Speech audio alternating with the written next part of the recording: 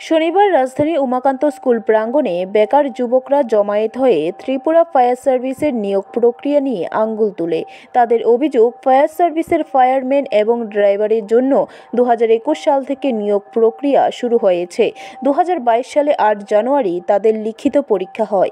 এখনো পর্যন্ত নিয়োগ প্রক্রিয়া সমাপ্ত করতে পারেনি দপ্তর। শারীরিক পরীক্ষার পর লিখিত পরীক্ষা হয়েছে, কিন্তু তাদের মেরিট লিস্ট প্রকাশ করা হচ্ছে না।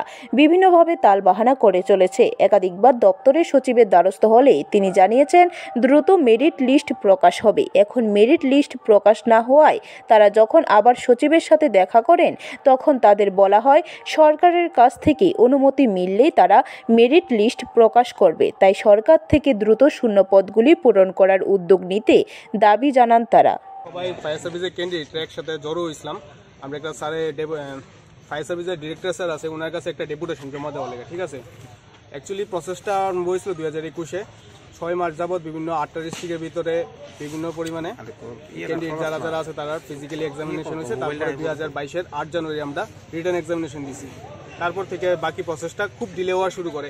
তারপরে কন্টিনিউ আমরা ডিপার্টমেন্টে 6 মাস যাবত বা 3 মাস যাবত আমরা ডিরেক্টরের কাছে প্রথম যাওয়া শুরু করি। স্যার কইছে যে বাকি প্রসেসটা হইব, তোমরা এতান করো না, প্রসেস চলতেছে। কিন্তু চলতেছে কইতে হয়ে গেল আজকে 2 বছর থেকে 2.5 বছর যাবত, কিন্তু কোনো রিটার্নের এক্সামের কোনো হালদোল নাই, কোনো কিছু নাই।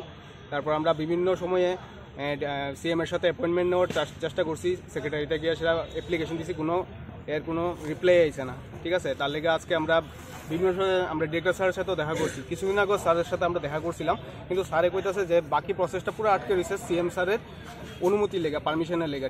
ব্যুরো রিপোর্ট, খবর ত্রিপুরা।